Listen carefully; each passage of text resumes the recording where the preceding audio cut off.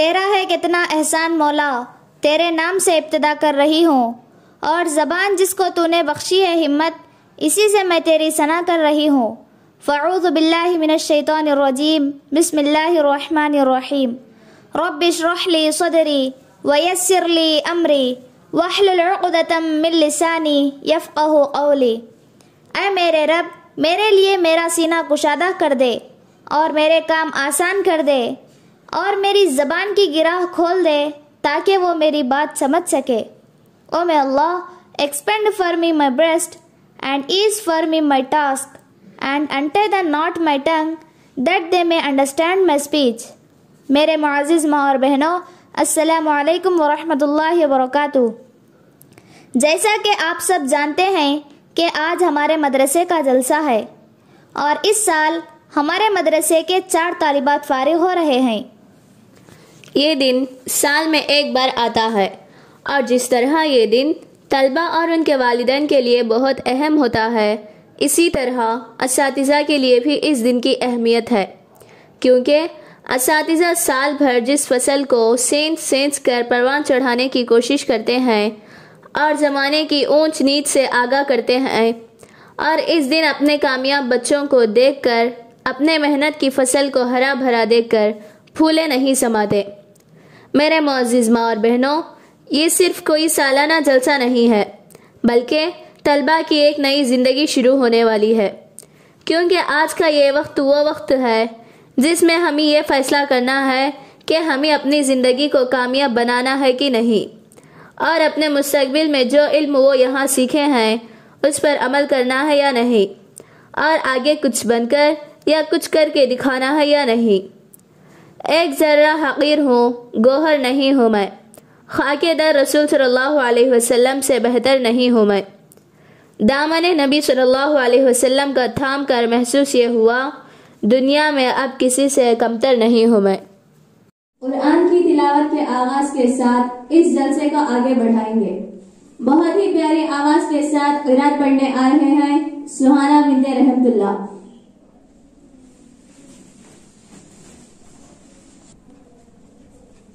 अस्सलामु अलैकुम व रहमतुल्लाहि व बरकातुहू। अऊज़ु बिल्लाहि मिनश शैतानिर रजीम। बिस्मिल्लाहिर रहमानिर रहीम। वशम्सि वज़ुहाहा वल-क़मरि इज़ा तलाहा वन-नहारि इज़ा जल्लाहा वल-लैलि इज़ा यग़शाहा वस-समाइ वमा बनाहा वल-अर्दि वमा तहाहा वन-नफ्सिन वमा सव्वाहा फ़अल्हमहा फ़ुजूरहा वतक़वाहा क़द अफ़लह मन ज़क्काहा वक़द ख़ाब मन दस्साहा। कज़्ज़बत समूद बितग़वाहा is इंबअथ अश्क़ाहा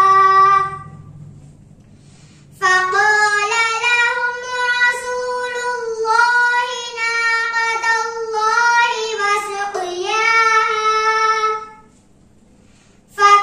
फ़कज़्ज़बूहु फ़अक़रूहा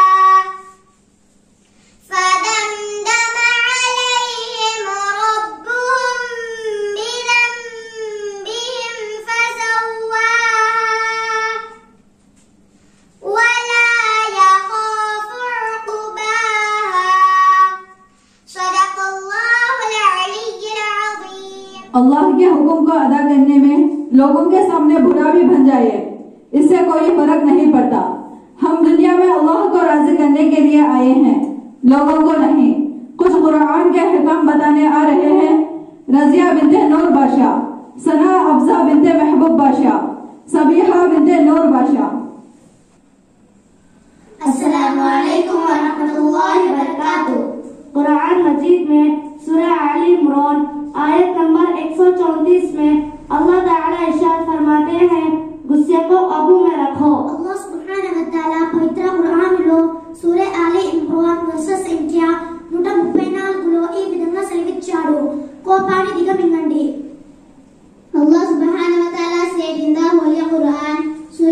Ali Imran verse number 134. Control your anger. Quran मजीद में सूरह नम्ल आयत नंबर 23 में अल्लाह ताला इरशाद फरमाते हैं तकब्बुर ना करो। Allah subhanahu wa ta'ala పవిత్ర ఖురాన్లో సూరా అన్-నమ్ల్ వరుస సంఖ్య 23లో ఈ విధంగా సెలవిచ్చాడు, మీరు గర్వపడకండి. Allah subhanahu wa ta'ala said in the Holy Quran, Surah An-Naml, verse number 23, do not arrogant. Quran मजीद में सूरह नूर आयत नंबर 22 में अल्लाह ताला इरशाद फरमाते हैं दूसरों की गलतियां माफ कर दिया करो। Allah subhanahu wa ta'ala పవిత్ర ఖురాన్లో సూరా అన్-నూర్ వరుస సంఖ్య 22లో ఈ విధంగా సెలవిచ్చాడు, ఇతరుల తప్పులను క్షమించండి. Allah subhanahu wa ta'ala said in the Holy Quran, Surah An-Nur, verse number 22, forgive the mistake of others. Quran मजीद में सूरह लुक़मान आयत नंबर 19 में अल्लाह ताला इरशाद फरमाते हैं लोगों के साथ आहिस्ता बोला करो। Allah subhanahu wa ta'ala పవిత్ర ఖురాన్లో సూరా అల్-లుక్మాన్ వరుస సంఖ్య 19లో ఈ విధంగా సెలవిచ్చాడు, ప్రజలతో మృదువుగా మాట్లాడండి. Allah subhanahu wa ta'ala said in the Holy Quran, Surah Al-Luqman, verse number 19, speak slowly to people. Quran मजीद में सूरह हुजरात आयत नंबर 11 में अल्लाह ताला इरशाद फरमाते हैं दूसरों को मजाक न उड़ाया करो। Allah subhanahu wa ta'ala పవిత్ర ఖురాన్లో సూరా అల్-హుజరాత్ వరుస సంఖ్య 11లో ఈ విధంగా సెలవిచ్చాడు, ఇతరులను ఎగతాళి చేయకండి.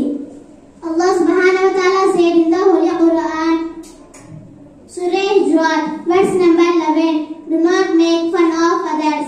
कुरान मजीद में सूरह बनी इसराइल आयत नंबर 23 में अल्लाह ताला इरशाद फरमाते हैं वालिदैन से उफ्तक ना करो। Allah subhanahu wa ta'ala పవిత్ర ఖురాన్లో సూరా అల్-ఇస్రా వరుస సంఖ్య 23లో ఈ విధంగా సెలవిచ్చాడు, తల్లిదండ్రుల ముందు విసుగలో అని కూడా అనకండి.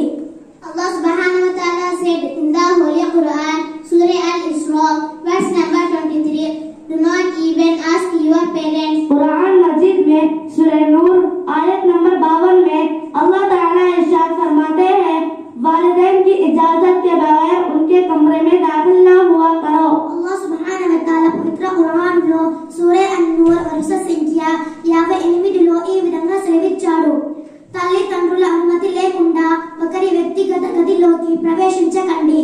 Allah subhanahu wa ta'ala said in the Holy Quran, Surah An-Nur, verse number 58, do not enter the parents' room without their permission. Quran मजीद में सूरह बकरा आयत नंबर 282 में अल्लाह ताला इरशाद फरमाते हैं लेन देन का हिसाब लिख लिया करो।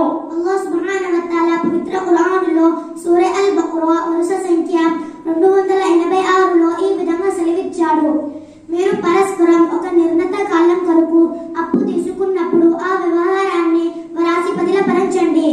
Allah subhanahu wa ta'ala said in the Holy Quran, Surah Al-Baqarah, verse number 286, write down the account of the transaction. Quran मजीद में सूरह बकरा आयत नंबर 280 में अल्लाह ताला इरशाद फरमाते हैं अगर मकरूब मुश्किल वक्त से गुजर रहा हो तो उसे अदायगी के लिए मस्जिद वक्त दे दिया करो। Allah subhanahu wa ta'ala పవిత్ర ఖురాన్లో సూరా అల్-బక్రా వరుస సంఖ్య 280లో ఈ విధంగా సెలవిచ్చాడు, మీరు మీ బాకీదారుడు ఆర్థిక ఇబ్బందులలో ఉంటే అతని పరిస్థితి మెరుగుపడే వరకు గడువు ఇవ్వండి.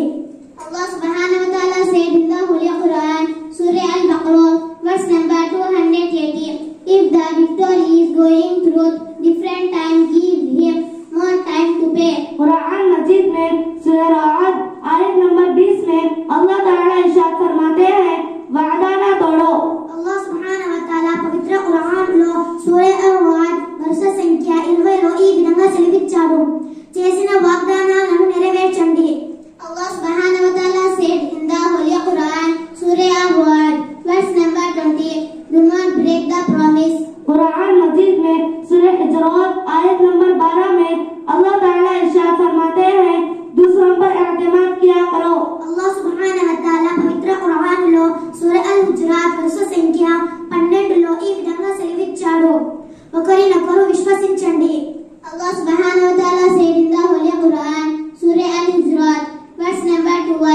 What should I trust others? Quran मजीद में सूरह बकरा आयत नंबर 42 में अल्लाह ताला इरशाद फरमाते हैं, सच में झूठ न मिलाया करो। Allah subhanahu wa ta'ala పవిత్ర ఖురాన్లో సూరా అల్ బకరా వరుస సంఖ్య 42లో ఈ విధంగా సెలవిచ్చాడు, సత్యాన్ని అసత్యముతో కలిపి దానిని కలగా పులకం చేయండి.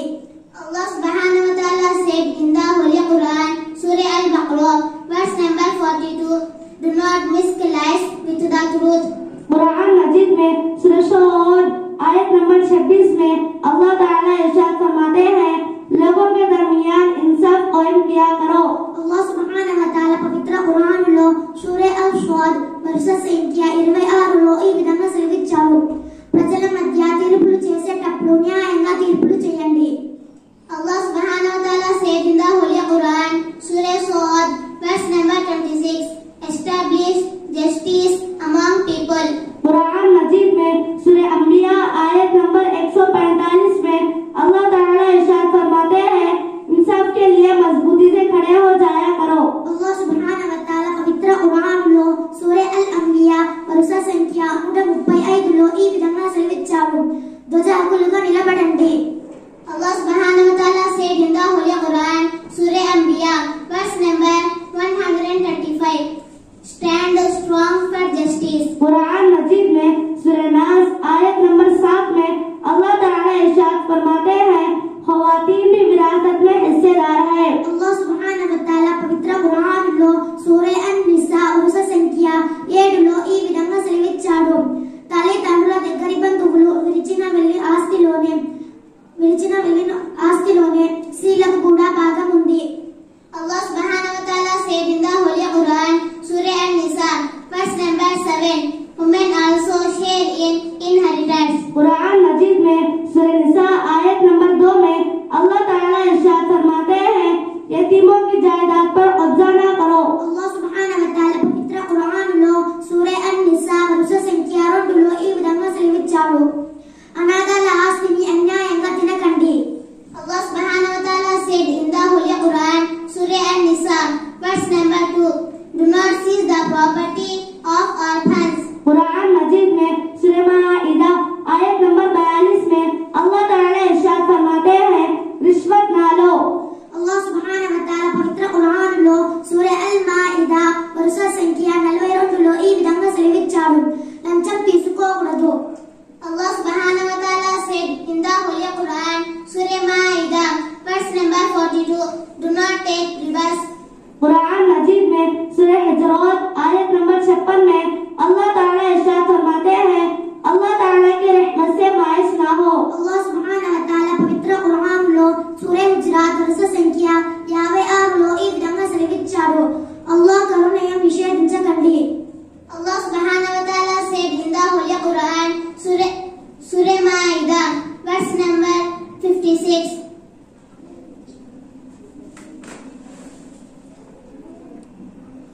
Allah subhanahu wa ta'ala said in the Holy Quran, Surah Hijrat, verse number 56, do not despair of Allah subhanahu wa ta'ala's mercy.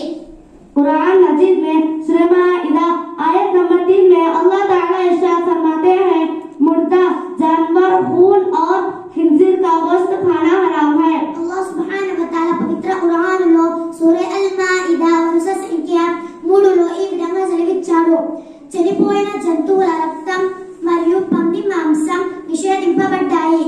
Allah subhanahu wa ta'ala said in the Holy Quran, Surah Ma'idah, verse number 3, do not get animal blood or prohibited. Quran मजीद में सूरह नहल आयत number 31 में अल्लाह ताला इरशाद फरमाते हैं, गुर्बत के खौफ से अपने बच्चों को कत्ल ना करो। Allah subhanahu wa ta'ala పవిత్ర ఖురాన్లో సూరా అన్-నహ్ల్ వరుస సంఖ్య 31లో ఈ విధంగా సెలవిచ్చాడు, పేదరికానికి భయపడి మీరు మీ సంతానాన్ని హత్య చేయకండి. Allah subhanahu wa ta'ala said in the Holy Quran, Surah Nahl, verse number 31, do not kill your children for free property. మనకు కష్టం వస్తే నవ్వేవారు శత్రువులు, ధైర్యము చెప్పేవారు బంధువులు, కళ్ళని తుడిచేవారు స్నేహితులు. కానీ మన కష్టాలు తెలుసుకొని కనబడి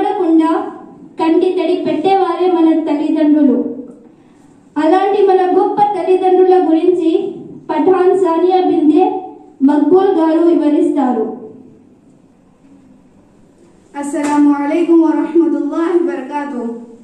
తల్లిదండ్రులు దేవుడు మనకిచ్చిన గొప్ప బహుమతి. వారు చూపే ప్రేమ ప్రపంచంలో మరెవ్వరూ చూపలేరు. తల్లిదండ్రుల ప్రేమలో స్వార్థం, కల్మషం ఉండదు. ఈ సృష్టిలో గొప్ప అనుబంధం, స్నేహం అని ఎవరైనా భావిస్తే మన జీవితంలో మొట్టమొదటి స్నేహితులు మన తల్లిదండ్రులు. తల్లిదండ్రుల గురించి, వారి ప్రేమ గురించి చెప్పడానికి గాని వివరించడానికి గాని మన జ్ఞానం సరిపోదు. అమ్మ అనే పదానికి మించిన మరో పదం ఈ సృష్టిలోనే లేదు.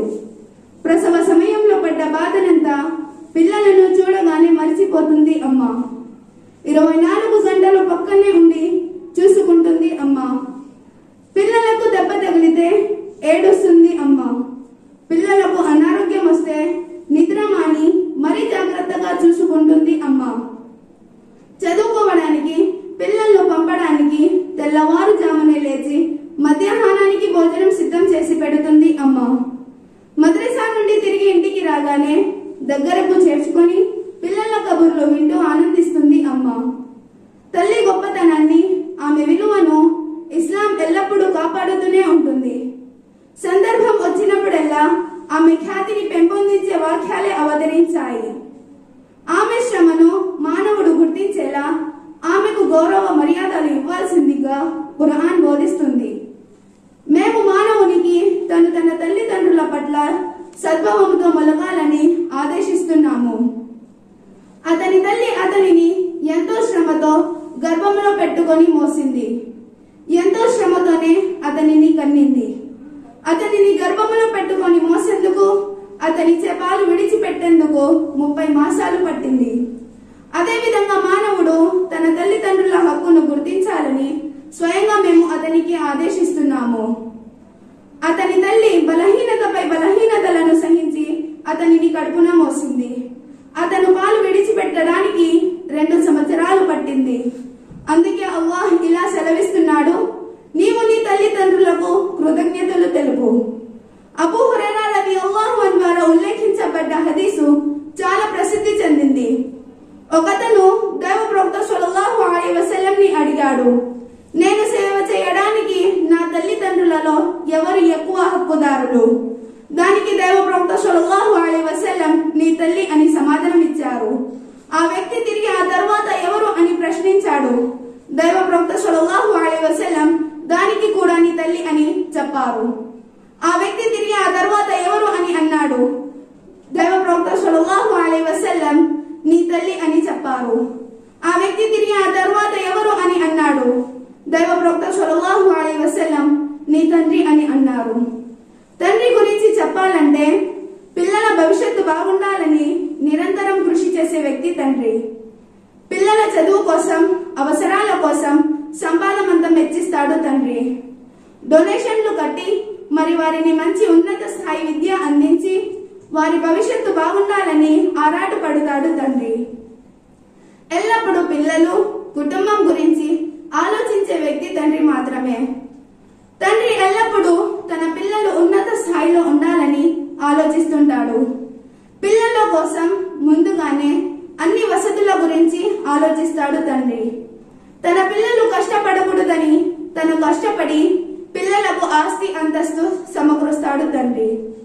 దైవ ప్రవక్త సల్లల్లాహు అలైహి వసల్లం ప్రవచించారు, ఎవరికైనా ఒక అమ్మాయి ఉండి అతడు ఆమెకు కంటికి రెప్పలా కాపాడుకుంటూ ఆమెపై మగపిల్లల ప్రాధాన్యత ఇవ్వకుండా పెంచి పెద్ద చేస్తాడో అల్లాహ్ అతన్ని స్వర్గములోకి ప్రవేశింపజేస్తాడు. రబ్బిగ్ఫిర్లీ వలి వాలిదైని, యా అల్లాహ్ నన్ను నా తల్లిదండ్రులను క్షమించండి. కనుక మన త్యాగమూర్తులైన తల్లిదండ్రులను గౌరవించడం మన బాధ్యత. వారిని ఇబ్బంది పెట్టే పనిని మన జీవితాంతం చేయకూడదని తెలియజేస్తున్నాను. కృతజ్ఞతలు. एक तालिबे इल्म का हुनर और उसकी जबान, इसकी यादाश्त और उसकी मेहनत के किरदार को इसकी तरह वो अपनी जिंदगी में लाती है। इस पर ड्रामा पेश करने आ रहे हैं जमात अव्वल के कुछ तलबा।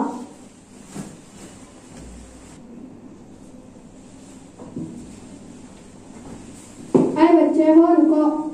अस्सलामु अलैकुम वरहमतुल्लाहि वबरकातुह। किसी मुसलमान बात करने से पहले सलाम करो। वालेकुम अस्सलाम वरहमतुल्लाह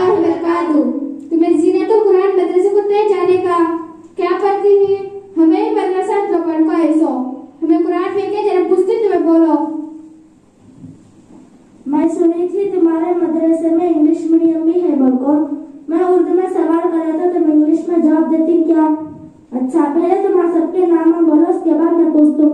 Myself Sheikh Tabassum, daughter of Sheikh Idris Wali. నా పేరు షేక్ సమీరా, నా తండ్రి గారి పేరు షేక్ మహాబాషా. मेरा नाम शेख आफरीन, बिनते शेख ताजुद्दीन.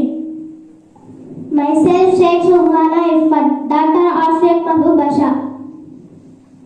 मेरा नाम शेख सबा कौसर, बिनते शेख हसैन. अच्छा तबस्सुम, कुरान में कितने कलिमात हैं? The Holy Quran has 77,439 words. Quran में कितने मद्दात हैं? The Holy Quran has 1771 maddat. Quran में कितने आयत हैं? The Holy Quran has 6666 ayat. Quran में कितने अल्फाज हैं? The Holy Quran has 86,430 letters. Quran में कितने हरूफ हैं? The Holy Quran has 3,23,671 characters. वाह माशाअल्लाह, सब तबस्सुम को क्लैप्स मारो। अच्छा समीरा, मैं उर्दू में सवाल करता हूँ, तुम्हें तेलुगु में जवाब दो। सूरह इब्राहिम में कितने आयत कितने रुकू है? सूरह इब्राहिम లో 52 आयतలు మరియు 7 रुकूలు ఉన్నవి. सूरह कहफ में कितने आयत कितने रुकू है? सूरह कहफ లో 110 आयतలు మరియు 12 रुकूలు ఉన్నవి. सूरह नम्ल में कितने आयत कितने रुकू है? सूरह नम्ल లో 93 आयतలు మరియు 7 रुकूలు ఉన్నవి. सूरह हामीम सजदा में कितने आयत कितने रुकू है? सूरह हामीम सजदाలో 34 आयतలు మరియు 4 रुकूలు ఉన్నవి. सूरह लुकमान में कितने आयत कितने रुकू है? सूरह लुकमान లో 54 आयतలు మరియు 5 रुकूలు ఉన్నవి. माशाअल्लाह, वेरी गुड। आफरीन, अब मैं आप ही से पूछना चाहती हूँ कि कुरान में दो वर्ड्स एक ही बुनियाद पर है और कुरान में इसका जिक्र आया है, वो क्या है? कोसा बोला दीदी, इंग्लिश में या तेलुगु में? नहीं, तुम्हें उर्दू में बोलो। कुरान मजीद में लफ्ज हयात और लफ्ज मौत 145 मरतबा आया है। कुरान मजीद में लफ्ज दुनिया, लफ्ज आखिरत 115 मरतबा आया है। कुरान मजीद में लफ्ज मलाइका, लफ्ज शैतान 88 मरतबा आया है। अच्छा, बस लो। सुहाना इफ़त, आप बताएंगे? मैं सवाल करती हूँ, तुम्हें इंग्लिश में बोलो। वो कौन से 3 सूरतें हैं जिनमें लफ्ज अल्लाह मज़कूर नहीं है? The word Allah is not mentioned in 3 surahs: Al-Baqarah, Ar-Rahman, Al-Waqiyah. मक्का मुकर्रमा और मदीना मुनव्वरा के कातिबे वही यानी कुरान लिखने वाले कौन थे? Hazrat Sajil bin Hasna radiyallahu anhu became the first scribe of revelation in Makkah.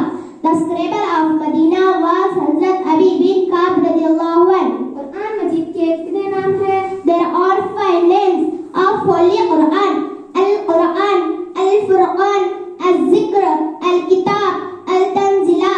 Quran करीम में मशहूर परिंदों के नाम क्या है? Salwari, bird, the rock, Badadun, मच्छर, the mosquito, Namalun, chunti, the ant, Dubabun, मक्खी, the bee, Gurabun, कौवा, the crow, Hudhud, खटखट, बड़ी, the owl. माशाअल्लाह, आपने तो अरबी जबान में भी नाम बता दिया। आपको अरबी भी आता है क्या? जी हाँ। अच्छा सबा, मैं इंग्लिश में नंबर्स पूछती हूँ, अरबी में बोलती। जी दीदी, जल्दी पूछो, हमें मदरसे को भी जाना है। मदरसे का दरवाजा बंद हो गया तो प्लेयर ये तक बाहर रहना पड़ता। हाँ बच्चों, हाँ। यस क्लास लो। 12 इस्नाना शरा 24 अरबात शरूना 50 खमसूना 57 सबा खमसूना 73 सित्तत सबऊना 1 वाहिद पहला अव्वलुन। इन दोनों में डिफरेंस क्या है? दीदी, वाहिद न्यूमरेशन नंबर होता है और अव्वलुन ऑर्डिनरी नंबर होता है। माशाअल्लाह, ये भी मालूम है तुमने। बच्चा, और एक सवाल। सॉरी दीदी, खुदाफिज। मदरसे को भी आ जाओ, सारे सवालात के जवाबात मिल जाएंगे।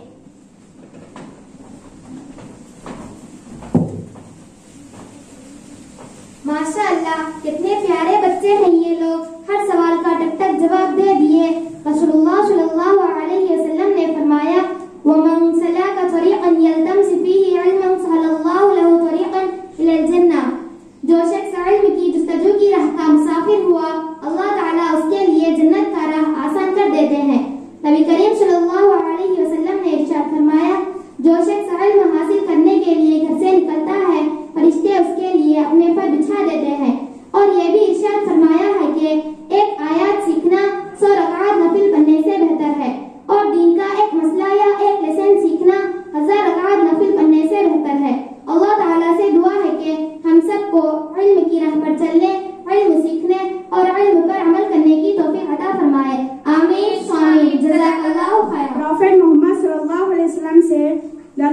pleasure is in the parents' pleasure and the Lord's anger is the parents' anger. Parents के और पर नज़्म पेश करने आ रहे हैं जमात अव्वल के तालिबात। अस्सलामु अलैकुम वरहमतुल्लाहि वबरकातुहू। माँ बाप ने जीने के हमें ढंग सिखाए, ढंग सिखाए। माँ बाप ने जीने के हमें ढंग सिखाए, ढंग सिखाए। माँ बाप के बारिश से तो इस दुनिया में आए। माँ बाप ने जीने के हमें ढंग सिखाए, ढंग सिखाए। माँ बाप के बारिश से तो इस दुनिया में आए। जब बोल न सकते थे कोई लफ्ज जुबां से, ये तब भी समझते थे सब एहसास हमारे।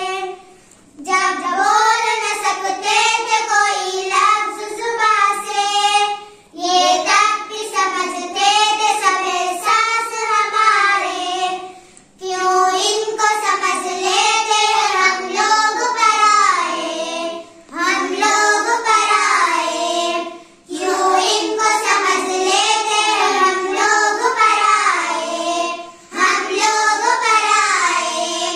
माँ बाप के बारिश से तो इस दुनिया में आए। माँ बाप ने जीने के हमें ढंग सिखाए, ढंग सिखाए। माँ बाप के बारिश से तो इस दुनिया में आए। माँ बाप ने दुनिया में हमें चलना सिखाया। माँ बाप ने हर हाल में स्कूल पढ़ाया। माँ बाप ने दुनिया में हमें चलना सिखाया। माँ बाप ने हर हाल में स्कूल पढ़ाया। ज़ालिम है जो माँ बाप के एहसान भुलाए, एहसान भुलाए। ज़ालिम है जो माँ बाप के एहसान भुलाए, एहसान भुलाए। माँ बाप के बारिश से तो इस दुनिया में आए। माँ बाप ने जीने के हमें ढंग सिखाए, ढंग सिखाए। माँ बाप के बारिश से तो इस दुनिया में आए। आहों ने बताई है बहुत इनकी फजीलत। माँ बाप की खिदमत से खुदा देता है जन्नत। आहों ने बताई है बहुत इनकी फजीलत। माँ बाप की खिदमत से खुदा देता है जन्नत। अल्लाह का गज़ब उस पे है जो इनको सताए, इनको सताए। अल्लाह का गज़ब उस पे है जो इनको सताए। माँ बाप के बारिश से तो इस दुनिया में आए। माँ बाप ने जीने के हमें ढंग सिखाए, ढंग सिखाए। माँ बाप के बारिश से तो इस दुनिया में आए। माँ बाप की मौजूदगी अल्लाह की अता है और इनकी रज़ा में ही तो खालिक की रज़ा है। माँ बाप की मौजूदगी अल्लाह की अता है और इनकी रज़ा में ही तो खालिक की रज़ा है। माँ बाप ने जीने के हमें ढंग सिखाए, ढंग सिखाए। माँ बाप के बारिश से तो इस दुनिया में आए। माँ बाप ने जीने के हमें ढंग सिखाए, ढंग सिखाए। माँ बाप के बारिश से तो इस दुनिया में आए। जज़ाकल्लाहु खैरा। जमात चहरुम की तलबा अर्शिया बिनते महबूब बाशा बताने आ रहे हैं कि एक स्टूडेंट की रिस्पॉन्सिबिलिटी क्या होती है। Assalamu alaikum wa rahmatullahi wa barakatuh. Myself Sheikh Arshia.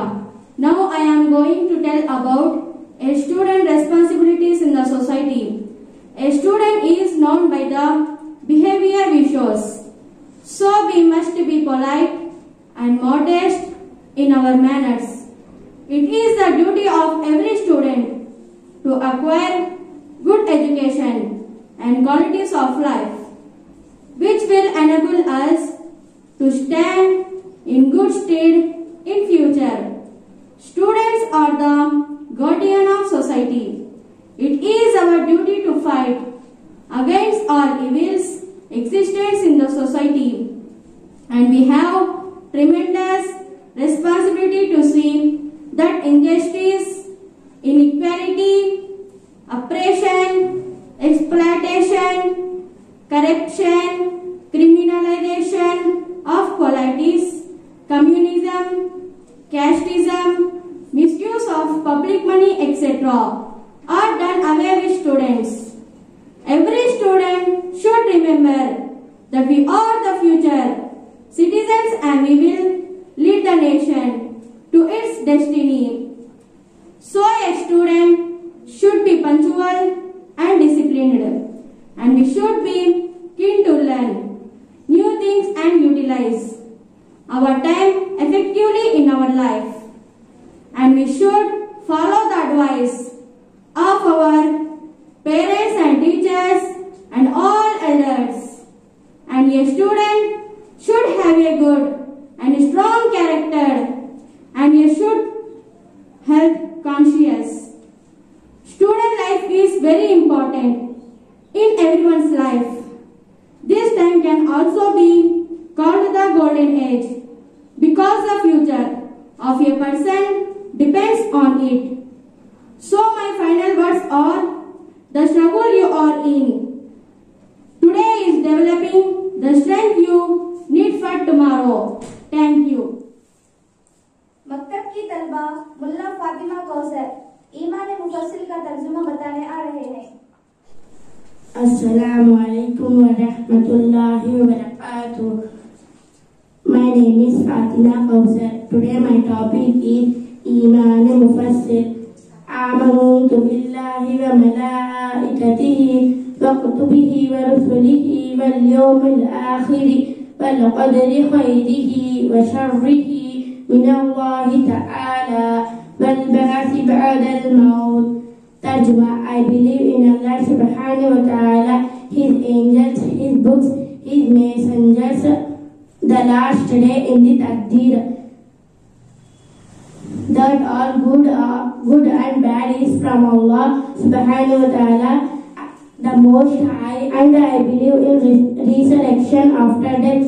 There are 7 things which are essential for Muslims to believe in.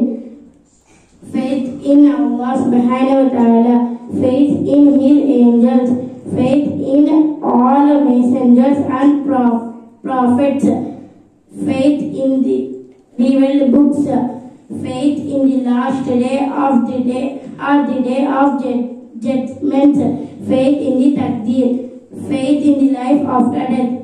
Jazakallahu khairan. पर्दा करो क्योंकि तुम किसी वालिद का गुरूर हो। पर्दा करो क्योंकि तुम किसी भाई की गैरत हो। पर्दा करो क्योंकि तुम किसी शोहर की इज्जत हो। पर्दा करो क्योंकि तुम किसी घर की जीनत हो। पर्दा करो क्योंकि पर्दा हया का जेवर है। पर्दा करो क्योंकि पर्दे में औरत की शान है। पर्दा करो क्योंकि तुम कोई मामूली सी लड़की नहीं हो बल्कि इस्लाम की शहजादी हो।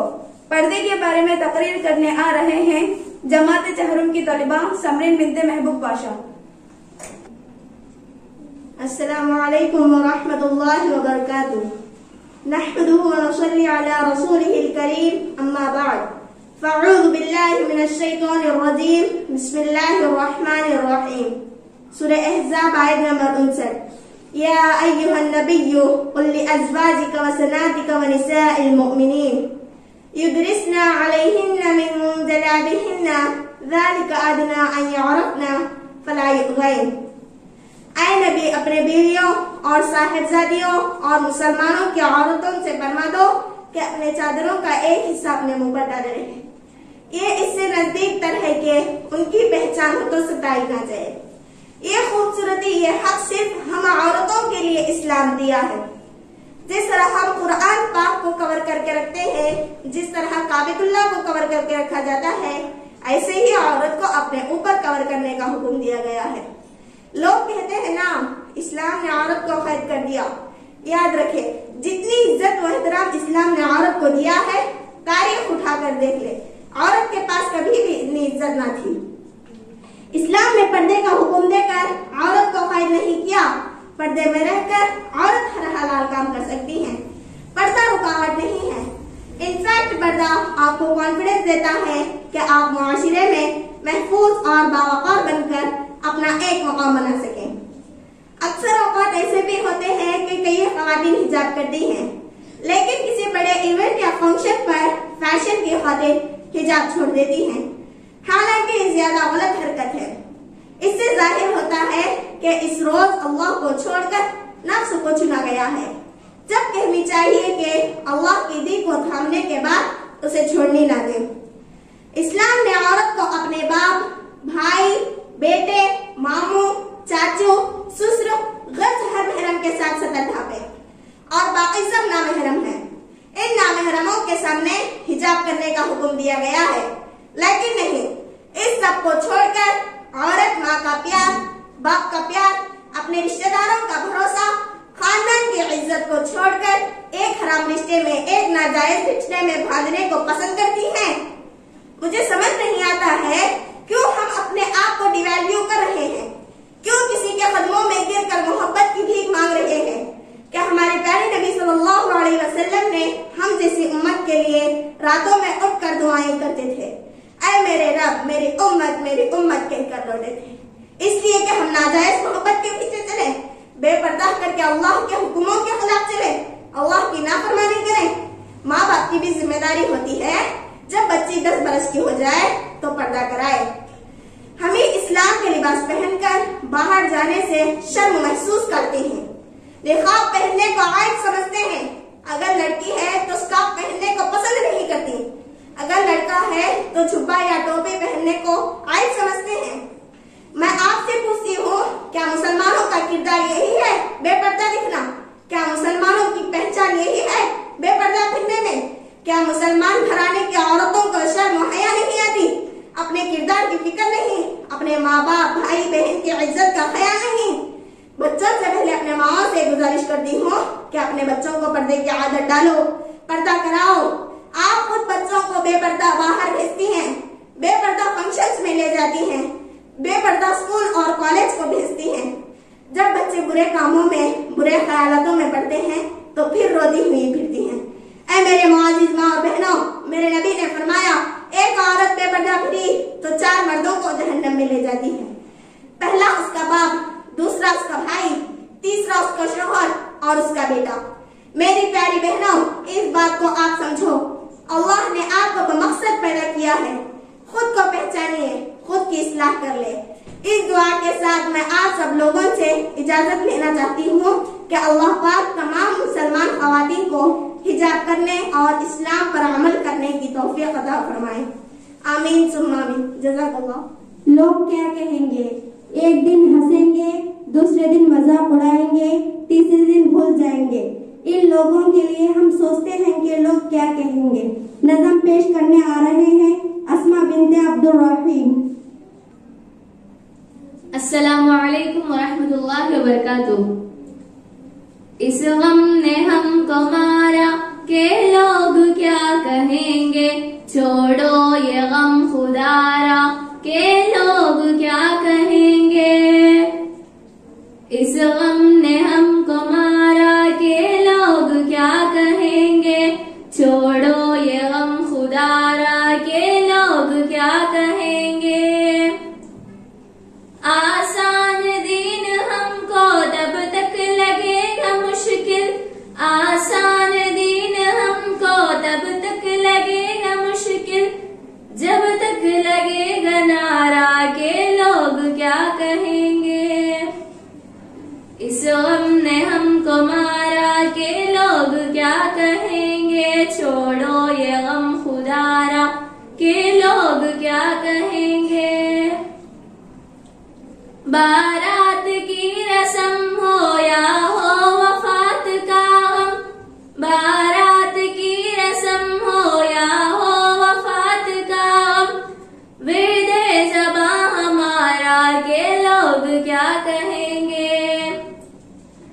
गम ने हमको मारा के लोग क्या कहेंगे, छोड़ो ये गम खुदारा के लोग क्या कहेंगे।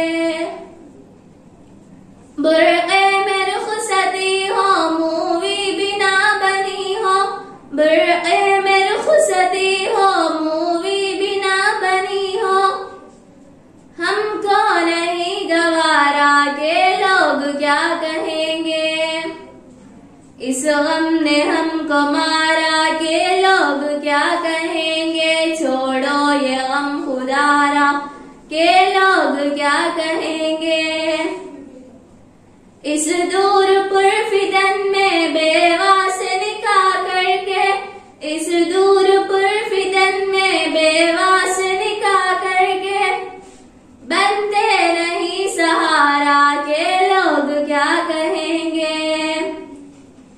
इस गम ने हमको मारा के लोग क्या कहेंगे, छोड़ो ये गम खुदारा के लोग क्या कहेंगे।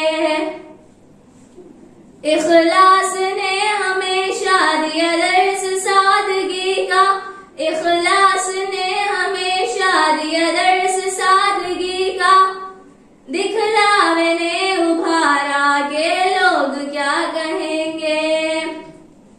इस गम ने हमको मारा के लोग क्या कहेंगे, छोड़ो ये गम खुदारा के लोग क्या कहेंगे। शोला बया खतीबों 6 नंबरों पे आओ, शोला बया खतीबों 6 नंबरों पे आओ, यही सोच कर दोबारा के लोग क्या कहेंगे। इस गम ने हमको मारा के लोग क्या कहेंगे, छोड़ो ये गम खुदारा के लोग क्या कहेंगे। लफ्जों से दोस्तों को हुदहुद मैदान की जानिब, लफ्जों से दोस्तों को हुदहुद मैदान की जानिब, ना कर सकी इशारा के लोग क्या कहेंगे। इस गम ने हमको मारा के लोग क्या कहेंगे, छोड़ो ये गम खुदारा के लोग क्या कहेंगे। इस गम ने हमको मारा के लोग क्या कहेंगे, छोड़ो ये गम खुदारा के लोग क्या कहेंगे। ఇప్పుడు మనందరికీ ఇస్లాం ధర్మ చరిత్ర గురించి వివరించడానికి అర్షియా బింతే మొహమ్మద్ రఫీ గారిని ఆహ్వానిస్తున్నాను. అస్సలాము అలైకుం వరహ్మతుల్లాహి వబరకాతుహు. నా పేరు షేక్ అర్షియా తబస్సుమ్. నేను మీ ముందు ఇస్లాం చరిత్రను గురించి కొన్ని విషయాలను ప్రస్తావిస్తున్నాను. ఇస్లాం అనేది మానవ జాతి కోసం అల్లాహ్ సుబ్హానహు వ తఆలా నిర్ణయించిన ధర్మం. ఇస్లాం అనే పదానికి మూలం అరబీ భాషా పదం సిల్మ్ అనగా శాంతి, స్వచ్ఛత, అర్పణ, అనుకువ, సచ్చీలత అని అర్థం. ఇస్లాం ధర్మం ప్రకారం ముస్లింలు అల్లాహ్ తాలా ఆజ్ఞలను మరియు ప్రవక్త గారి ఆచరణలను అనుసరిస్తూ ధార్మిక జీవితాన్ని సన్మార్గంలో జీవించేవారు అని అర్థం. ఇస్లాం మత విశ్వాసాల ప్రకారం అల్లాహ్ సుబ్హానహు వ తఆలా తన ఆదేశాలను జిబ్రాయిల్ దూత ద్వారా అంతిమ జగత్ ప్రవక్త హజరత్ ముహమ్మద్ సల్లల్లాహు అలైహి వసల్లం గారికి దైవ సందేశాల ద్వారా పవిత్ర దివ్య ఖురాన్ గ్రంథమును అవతరింపజేశాడు. ఇస్లాం ధర్మం 5 మూల స్తంభాల మీద ఆధారపడి ఉంది. వాటిలో మొదటిది విశ్వాసం, రెండవది ప్రతిదినం 5 పూటల నమాజ్ చదవడం, మూడవది రంజాన్ నెల అంతా ఉపవాస దీక్షను పాటించడం, నాలుగవది జకాత్ విధానం మరియు 5వది హజ్ పుణ్యయాత్రను చేయడం. ఇస్లాం మత స్థాపన ఇహలోకానికి వచ్చిన మొట్టమొదటి మానవుడు దైవ ప్రవక్త అయిన హజరత్ ఆదం అలైహిస్సలాంతో ప్రారంభం అయింది. ఆ తర్వాత హజరత్ నూహ్ అలైహిస్సలాం, హజరత్ ఇబ్రాహీం అలైహిస్సలాం, హజరత్ మూసా అలైహిస్సలాం, తర్వాత చివరిగా హజరత్ ముహమ్మద్ సల్లల్లాహు అలైహి వసల్లం గారు ఈ ప్రపంచానికి వచ్చిన ప్రముఖ దైవ ప్రవక్త మరియు దైవ సందేశహరులు. సమస్త మానవాళికి సన్మార్గం చూపడానికి వచ్చిన ప్రవక్తలు 1,24,000 మంది వివిధ కాలాలలో వివిధ ప్రాంతాల వారికి ఇహలోకానికి వచ్చారని ఇస్లాం చరిత్ర చెబుతుంది. మునుపటి ప్రవక్తల కంటే ప్రపంచ వ్యాప్తంగా ఇస్లాం ధర్మ వ్యాప్తికి కృషి చేసిన వారిలో హజరత్ ముహమ్మద్ సల్లల్లాహు అలైహి వసల్లం గారు అత్యంత ప్రాధాన్యత కలిగిన వారు. ఆయన జీవిత కాలంలో ప్రపంచ వ్యాప్తంగా నలుమూలలో ఇస్లాం అతి తక్కువ కాలంలో ఎక్కువ దూరం వ్యాపించింది. భారతదేశంలో మొదటి మస్జిద్ క్రీస్తు శకం 612వ సంవత్సరంలో చేరామాల్ పెరుమాల్ అనే రాజు కాలంలో కేరళలో నిర్మించబడినది.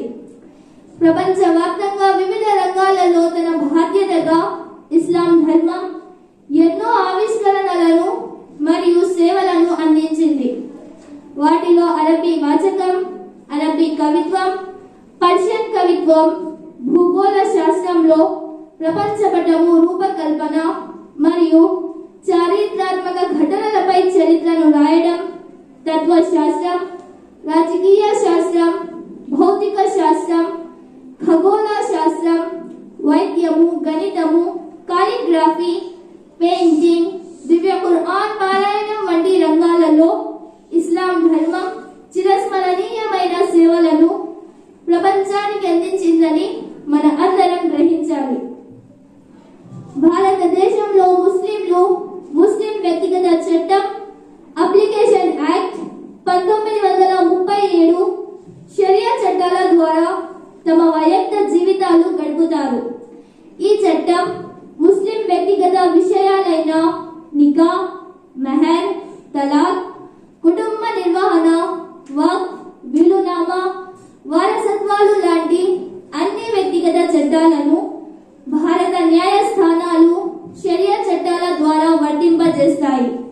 అయితే వీటిని సమీక్షించేందుకు, పరిరక్షించేందుకు All India Muslim Personal Law Board స్థాపించబడినది.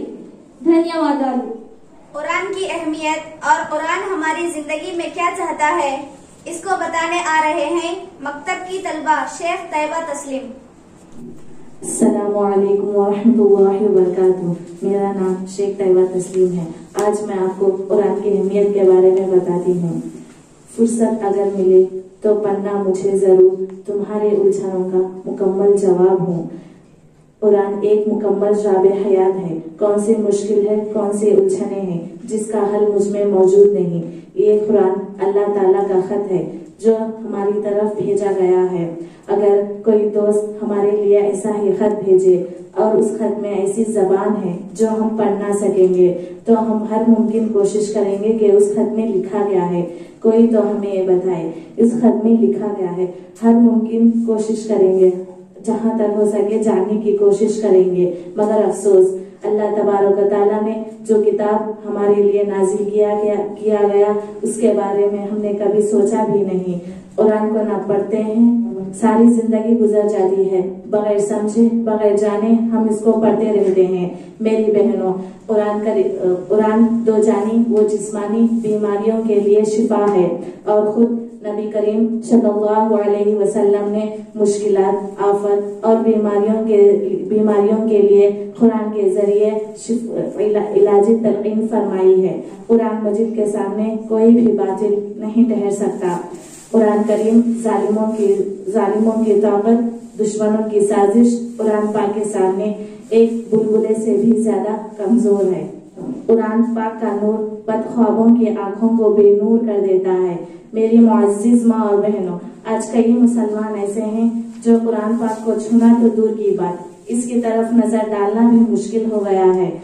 इस तरह से ना जाने दुनिया में कितने मुसलमान ऐसे हैं, इसे तो अल्लाह ही बेहतर जाने। कुरान पाक को ना पढ़ते हैं ना इसकी तरफ देखते हैं, जो सिर्फ साल भर में एक मर्तबा यानी रमजान के महीने में ही इन्हें रोजा, नमाज, तस्बीह, अल्लाह का जिक्र और कुरान की तिलावत याद आ जाती है। ये तो सिर्फ नाम के मुसलमान हैं, काम के मुसलमान नहीं, जो साल भर ऐश व आराम से जिंदगी गुजार देते हैं और जब रमजान का महीना आ जाए तो इनको अल्लाह की इबादत याद आती है। अल्लाह से दुआ है जो सिर्फ नाम के मुसलमान हैं उनको अल्लाह तबारक व तआला सारी जिंदगी भर इबादत करने वाले मुसलमान बना दे। जज़ाकल्लाहु खैर। अस्सलामु अलैकुम व रहमतुल्लाहि व बरकातुहू। हम बेटियां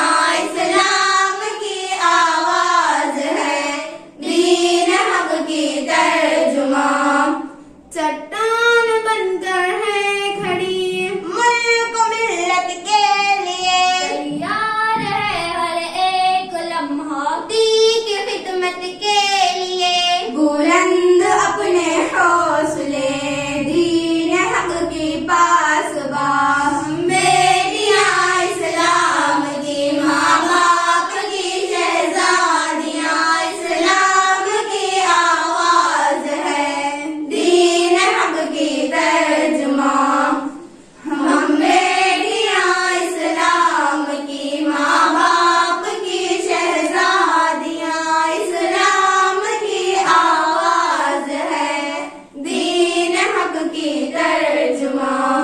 जज़ाकल्लाहु खैर। आज के मुसलमान के अंदर दिन खत्म होता जा रहा है और दुनिया के रस्म और रिवाज की तरफ बढ़ रहा है और उसको भी पता भी नहीं है कि वो कुफ्र की कलमत कहता है, बिदाअत में भी मुब्तला होता है।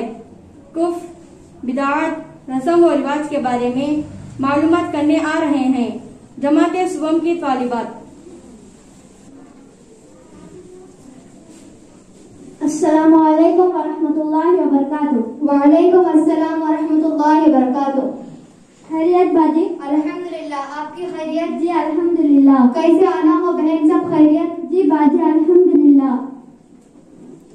बाजी मेरे दिल में बहुत सारे सवालात आ रहे हैं, मैं तो बहुत कश्मकश में हूँ कि मैं क्या करूँ।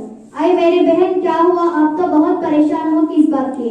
आपकी परेशानी मुझे बताइए। मुझे मेरे अल्लाह ने जितना इल्म अता किया है, अगर मुझसे कुछ खिदमत हो तो मैं आपकी मदद कर सकूं। यही उम्मीद के साथ आपके यहाँ आई हुई हूँ बाजी। आपको किस बात की परेशानी है बहन, आप क्या जानना चाहते हैं?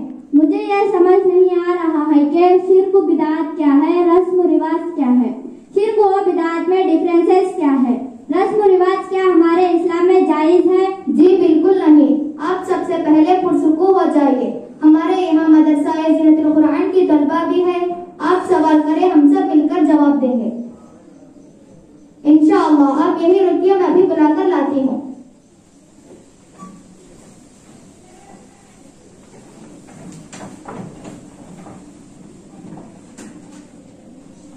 अस्सलामुअलैकुम वरहमतुल्लाहि वबरकातुहू। वालेकुम अस्सलाम वरहमतुल्लाहि वबरकातुहू। बाजी एक डाउट जी, जो अल्लाह के अलावा दूसरे लोगों की इबादत करता है, पूजता है, उसकी बख्शिश करता है, ऐसे लोगों को तो काफिर कहते हैं क्या? क्या मुसलमान का नाम रख लेने के बाद भी मुसलमान बनकर भी कुफ्र में शामिल होता है? क्या बाजी मैं बोलूं? जी बोलो। ईमान के अंदर बहुत सारे ऐसे बातें और ऐसे काम हैं जिससे मुसलमान का ईमान खत्म हो जाता है। कोई बात या कोई काम ऐसा करे जिससे अल्लाह या अल्लाह के रसूल या इस्लाम के किसी भी मामूली से हुक्म की तौहीन हो जाए, किसी फर्ज का इनकार कर दे तो आदमी का ईमान खत्म हो जाता है। अल्लाह अकबर, ईमान ही इसके अंदर से चले जाता है। अल्लाह माफ करे, मेहरबानी करके कुछ बातें बताओ माँ। जी आंटी, कुफ्र को पसंद करना, कुफ्र की बातों को अच्छा जानना, किसी दूसरे से कुफ्र की कोई बात करना, किसी वजह से अपने ईमान पर अफसोस आना कि मैं मुसलमान ना होती तो मैं भी ये काम कर सकती थी वगैरह। किसी ने मर जाने पर लोग रंज व गम में इस तरह की बातें करते हैं कि खुदा उसको ही मारना था, उन्हें एक जना मिला सो अल्लाह को। अल्लाह ऐसा नहीं करना था मेरे साथ कई को कराया कि ऐसा मेरे साथ जुल्म कई को अल्लाह और उसके रसूल के हुक्म को बुरा समझना, उसके हुक्म पर आयब निकालना, नबी की सुन्नतों को हक़ारत या बोझ समझना, बुजुर्ग या पीर के ऊपर भरोसा करना के उन्हें हमारा अच्छा करती, सब उनको मालूम होता। नजूमी यानी सितारों की मदद से गैब की बातें बोलने वाला पंडित ने बोला तो पंजे के पास जाकर गैब की बातें पूछना के मेरे साथ क्या होने वाला है, उसकी झूठी कहानियों को सच्चा जानना, फल खुलवाना, हाथों की लकीरों को देखकर किस्मत मानना, हमारा नफा नुकसान, मुरादें, औलाद, रोजी दूसरों की तरफ से होने का यकीन रखना, किसी के नाम से सजदा करना, किसी के नाम से जानवर मार डालना, किसी के नाम से मन्नत मानना, कब्र या मकान का तवाफ करना, अच्छी बुरी तारीख और दिन का पूछना। हाँ वो बोलती तो आज जुमेरात अच्छा दिन, मंगल आज का दिन अच्छा नहीं बोल को। जी वो महीना या साल या तारीख, ये साल हमारे लिए बराबर नहीं है, ये महीना अच्छा नहीं है, ये तारीख अच्छी नहीं कहकर बोलना। अक्सर लोग सर की कसम खाते हैं, किसी के नाम पे कसम खाते हैं, जैसे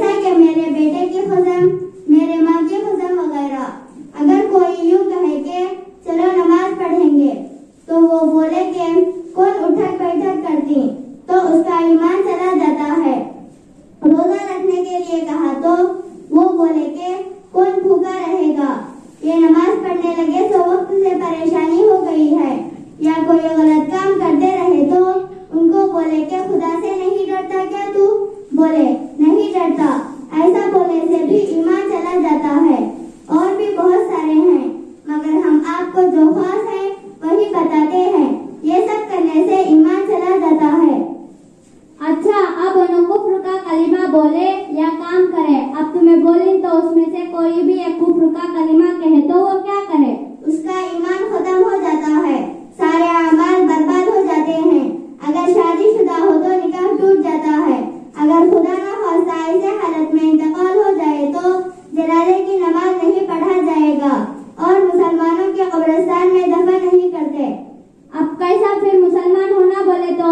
बहुत जल्द तौबा करे, कलिमाए तौहीद दिल से पढ़े, शादीशुदा हो तो निकाह दोबारा करे। अल्लाह हर मुसलमान को उस कुफ्र के कलिमा से महफूज फरमाए। आमीन सुम्मा आमीन। ठीक है बच्चों, बहुत बहुत शुक्रिया आपका।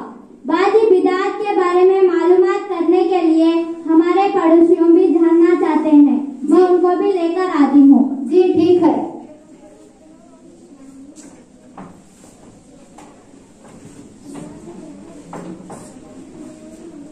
अस्सलामुअलैकुम वरहमतुल्लाहि वबरकातुहू। वालेकुम अस्सलाम वरहमतुल्लाहि वबरकातुहू। बाजी चंद स्टूडेंट्स भी है, कुछ दिन के बाद बताने के लिए तैयार है।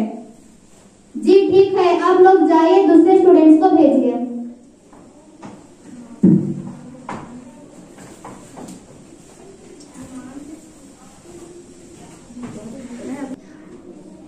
बाजी आपके बच्चों ने तो कमाल कर दी, कितनी जानकारी दिए हुए हैं। आपके यहाँ आने के बाद अनीसा ने पूरे बातें बताए।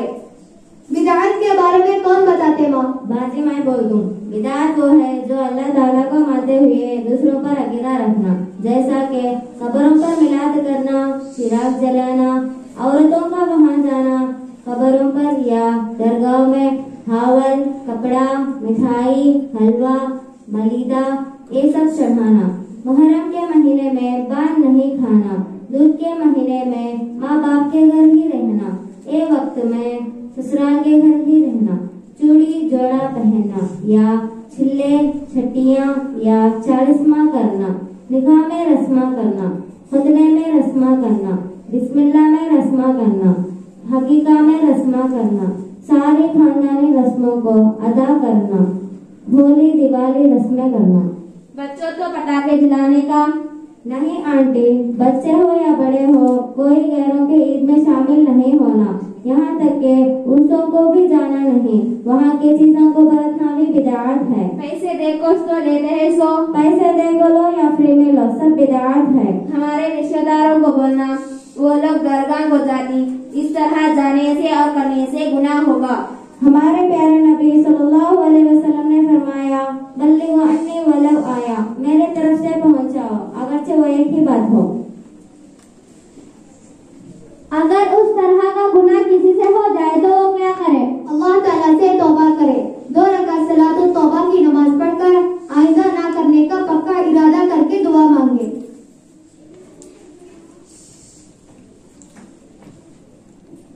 अस्सलामुअलैकुम वरहमतुल्लाहि वबरकातुहू। वालेकुम अस्सलाम वरहमतुल्लाहि वबरकातुहू। खैरियत? अल्हम्दुलिल्लाह बाजी। आइए अंदर।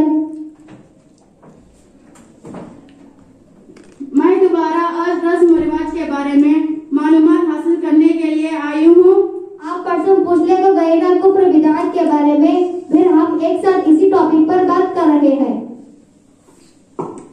अभी कुफ्र और बिदात के बारे में समझाए, रस्म और रिवाज के बारे में मालूमात करने वाले थे, अब आ गए अल्हम्दुलिल्लाह। आप एक साथ मिलकर मामलात हासिल करेंगे इंशाअल्लाह। जितनी रस्में दुनिया में आने के वक्त से मरते दम तक की जाते हैं, इनमें से अक्सर बड़े बड़े समझदार और अक्लमंद लोग ये ख्याल करते हैं कि इसमें क्या गुनाह है, सिर्फ मर्द और औरत ही तो हैं, हमें नाच गाना नहीं करते हैं तो सिर्फ दावत देते हैं, इसमें बेपर्दगी की अलामत है। ये देख लो, अब रमजानुल मुबारक आ रहा है, अल्लाह ताला ने गरीबों, मिस्कीनों और रोजेदारों को खाना खिलाने का हुक्म दिया है, मगर आज के मुसलमान रमजान में अपने रिश्तेदारों को जोड़कर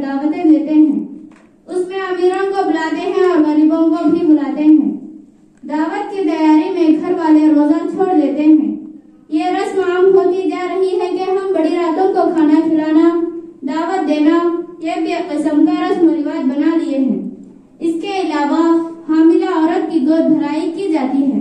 अकीका करना सुन्नत है, मगर अकीका में रस्म करना, फूल पहनाना तो बिदाअत है।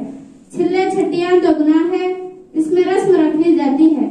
छिल्ले में फूल पहनाया जाए, औरत 40 दिन तक कहाँ भी नहीं जा सकती और न जाने क्या क्या कहते हैं। हम सबसे ज्यादा आप लोगों ही को पता चलता है कि आप लोग क्या क्या रस्म रिवाज करते हैं या देखते हैं। जब जच्चा घर में हो तो उसके कपड़े, उसका बर्तन, उसका बिछोना सब नजीस अछूत समझते हैं। ये भी गुनाह है। खुतना करवाने लेको गए तो रस्म करके उसको गोद भर के उसकी दावत करना, ये भी एक रस्म है। और जब बच्ची बालिग हो जाती है तो उसको भी संवारना और रस्म करना, ये सब इस्लाम के खिलाफ है। हमारे मजहब इस्लाम में इसको हराम करार दिया गया है। शादी के बारे में पूछो ही मत। तौबा तौबा किस तरह के रस्म रिवाज करते हैं। फिर शादी के बाद के रस्म रिवाज, जुमागियाँ, हमारे घर के बुजुर्ग लोग, नानी, दादी, परदादी, पदनानी हमको बताकर सब दुनिया से चले गए, मगर हमें इनकी परंपरा समझकर इनको आगे बढ़ाते रहते हैं। बेचारे उन करे सो एक तरफ और बढ़ता कर गए सो, और उनकी नस्लों में जितने भी लोग इसमें शामिल होते हैं उन सब बेचारों जो खबरों में गए हुए हैं उनको अज़ाब होता रहेगा। अगर हम भी एक रस्म जिंदा कर कर गए तो क़यामत तक जितने लोग उस पर अमल करते हैं उन सब का गुनाह आप लोगों को भी होगा, बराबर हिस्सेदार होंगे। नेकी करे तो सदक़ाए जारिया और गुनाह करे तो अज़ाबे जारिया। अल्लाह हमारे हालतों को माफ करे कि आज बिदअत के रस्म रिवाज यहाँ तक के खबरस्तानों तक पहुँच चुके हैं, क्योंकि लोग खबरों को सजाने का रिवाज आम किया है। अल्लाह हमको इससे बचाए। हम मुसलमान हैं, ये बात ख्याल रखें कि हर काम करने से पहले सोचे हम मुसलमान हैं। मुसलमान इस वक्त क्या करना चाहिए। मेरे अजीज माँ और बहनों, अल्हम्दुलिल्लाह इस थोड़ी सी वक्त में इस ड्रामे की वजह से बहुत सारे बिदअत के बारे में मालूमात हासिल किए हैं, और इस उम्मीद से आप तक एक बात पहुंचाती हूँ कि अगर कोई इसमें शामिल हो तो छोड़ दो। कभी रंज और गम हो तो सब्र करो, अल्लाह ताला पर भरोसा करो, किसी के सामने हाथ फैलाने से बचो, रस्म रिवाजों को छोड़ दो, सादगी की जिंदगी गुजारो।